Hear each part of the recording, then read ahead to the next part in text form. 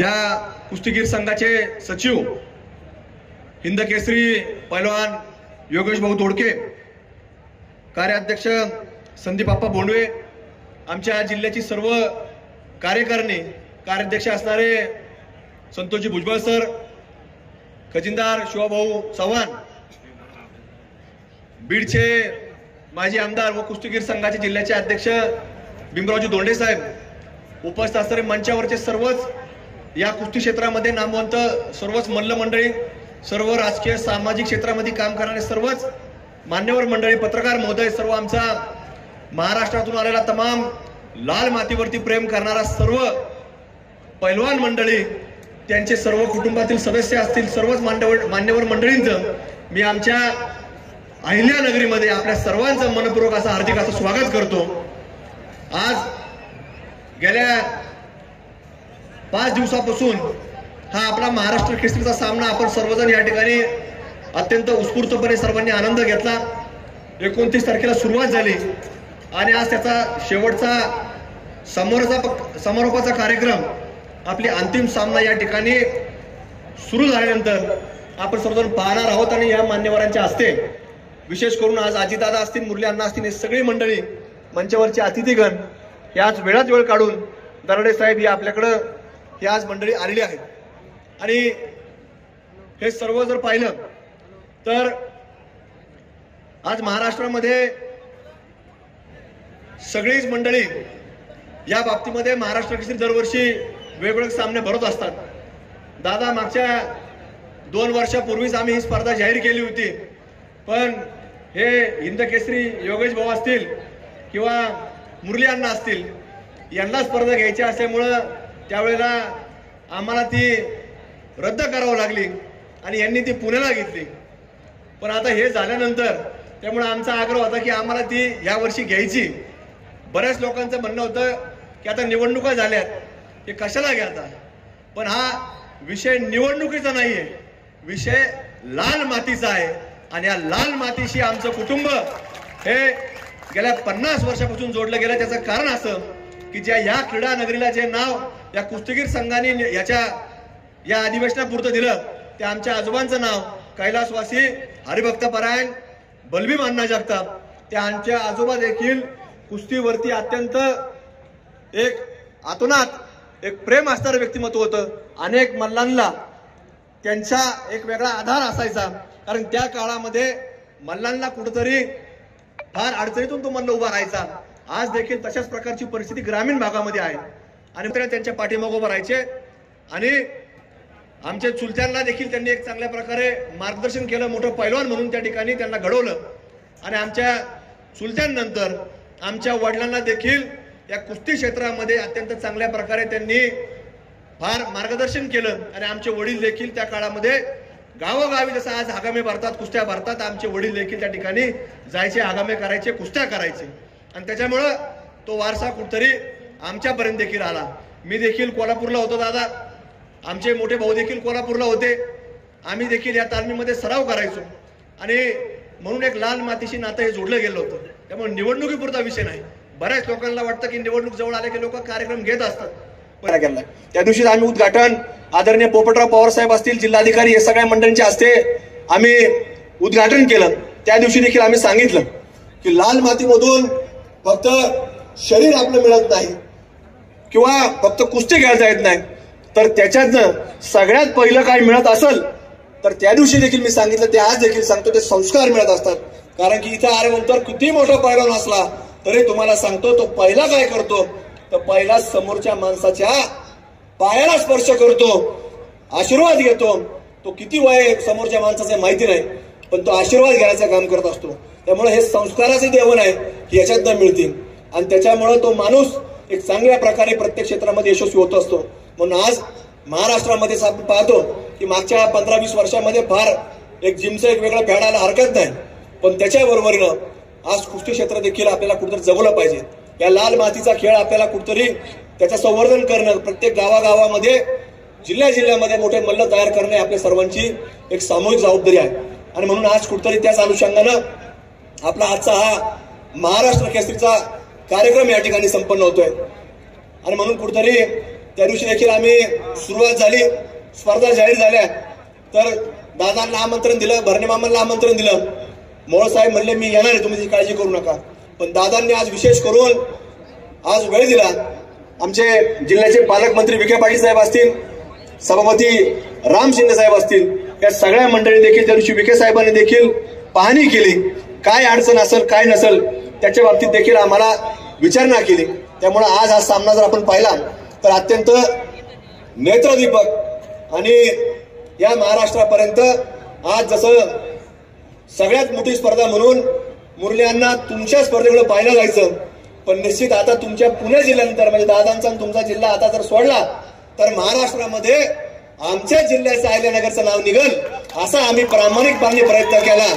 आणि तुम्ही देखील मंडळींनी, दादा असेल तुम्ही असेल, तुमचं नाव पुण्याचं पहिले घ्या, पण 2 नंबरचं नाव आमच्या जिल्ह्याचं घ्या, एवढी मात्र तुम्हाला आज या निमित्तानं विनंती करतो. आज दादा आले आपल्याला.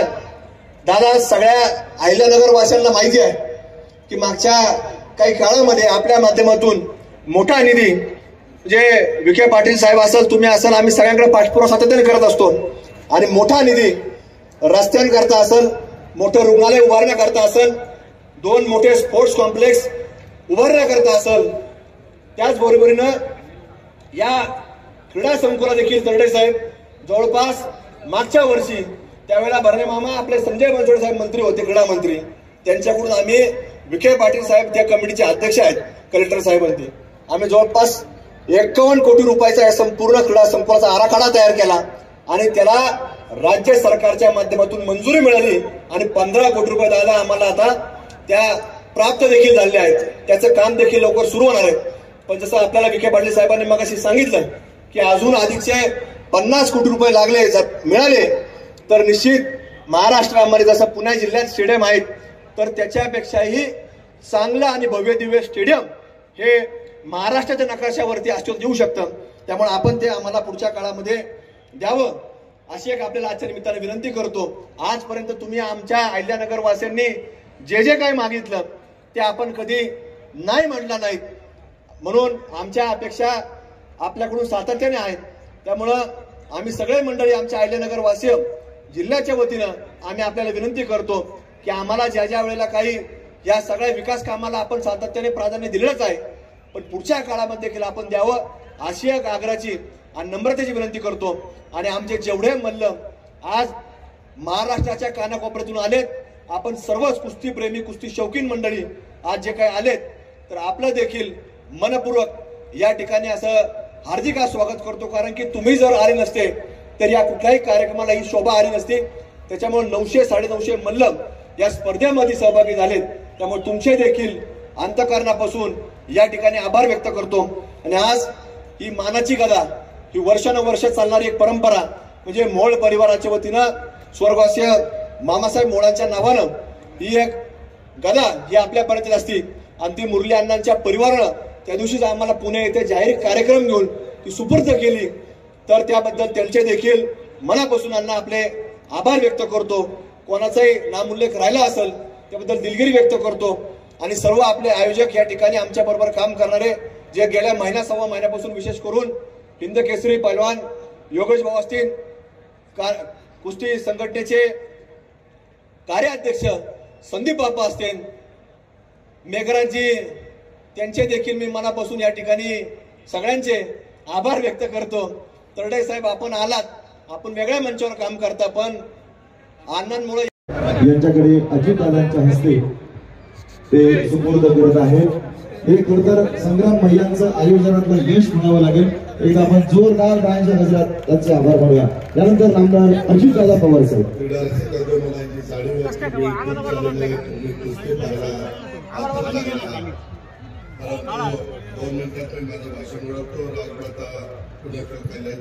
जन्मभूमीमध्ये 31 जानेवारीपासून गेले 5 दिवस सुरू असलेल्या 67व्या वरिष्ठ गटामधील माती आणि गादी प्रकारातल्या राज्यस्तरीय कुस्ती स्पर्धेमध्ये जे सहभागी पैलवान बांधवांचं, सगळ्या माझ्या क्रीडा रसिकांचं, सगळ्या माझ्या मान्यवरांचं मी मनापासून त्या ठिकाणी स्वागत करतो, अभिनंदन करतो. राज्याच्या 13 कोटी जनतेच्या वतीनं त्यांना शुभेच्छा देखील देतो. आज वडीलधारांना मोहोळ येथे रणजित शिंदे, राधाकृष्ण विखे पाटील, दत्ताजी बर्णे, रामदासजी तडस, माऊली कटके, अनेक मान्यवर आहेत, अधिकारी वर्ग आहेत, आजी माझे आमदार आहेत, खासदार आहेत. एकंदरीतच आमच्या अरुण काका जगताप आणि संग्राम जगताप यांनी अतिशय उत्तम पद्धतीनं ज्या स्पर्धा आयोजित केलेल्या आहेत आणि माझ्या अहिल्यानगरच्या क्रीडा रसिकांनी, राज्यातल्या क्रीडा रसिकांनी त्याला चांगल्या प्रकारची साथ दिलेली आहे. मी बघत होतो महाराष्ट्र केसरी 2025 मोठी बक्षिसं दिली जाणार आहे. प्रमुखांना महाराष्ट्र केसरीला थार मोटार, बलेनो कार, तसंच 18 बुलेट, 20 स्प्लेंडर, 30 सोन्याच्या अंगठ्या, अशा स्पर्धा, अशी बक्षिसं मला कुठं पाहायला मिळाली नव्हती. पुढच्या वेळेस जे काही स्पर्धा घेणार आहेत त्यांनी या बक्षिसांचाही विचार करावा आणि मग नंतर स्पर्धा घ्यावी. कारण शेवटी हा फायदा पडतो. आज खूप चांगले चांगले मल्ल इथं आलेले, बऱ्याच जणांनी बऱ्याच अपेक्षा या ठिकाणी व्यक्त केलेल्या आहेत. मी एवढंच सांगतो की राज्याचे मुख्यमंत्री देवेंद्रजी फडणवीस, उपमुख्यमंत्री एकनाथराव, मी, दत्ताबाबा, आम्ही सगळेच जण मिळून, राधाकृष्ण विखे पाटील, सगळे मिळून इथून पुढच्या काळामध्ये कुठल्याही स्पर्धा असल्या, कुठलाही खेळ असेल तर त्याच्यामध्ये राज्य सरकार आर्थिक मदत करण्याच्या बाबतीमध्ये कुठं कमी पडणार नाही. वेगवेगळ्या पद्धतीने आता विखे पाटलांची अपेक्षा व्यक्त केलेली आहे. तोही निधी अहिल्यानगरच्या करता देण्याच्या करता हे महायुतीचं सरकार कटिबद्ध असेल, अशा प्रकारचा विश्वास मी आपल्या सर्वांना देतो. आणि शेवटच्या कुस्तीचा डोळ्याचा पानं फिरेल अशा प्रकारची कुस्ती निश्चितपणे गायकवाड आणि मोहोळ यांच्यामध्ये होईल. आपण सगळ्यांनी ती पाहावी. प्रचंड संख्येने आपण आला, अनेक पैलवान मंडळी आली, सगळ्यांनी त्याच्यामध्ये प्रतिसाद दिला आणि खरोखरच त्यामध्ये संग्राम, अरुण काका आणि त्यांचे बाकीचे सगळे सहकारी, मग आमचे सचिव संतोष भुजबळ असतील, बाकीचे सगळे सहकारी असतील, त्यांनी योगेश असेल, खूप जणांची नावं घेता येतील. परंतु सगळ्यांच्या मदतीमुळे हा दिमागदार गेले 5 दिवसाचा कार्यक्रम माझ्या राज्याच्या अनेक क्रीडा रसिकांनी पाहिला आणि तो सतत त्यांच्या लक्षात राहील अशा प्रकारची अपेक्षा व्यक्त करतो आणि मी आपल्या सगळ्यांची रजा घेतो. जय हिंद, जय महाराष्ट्र.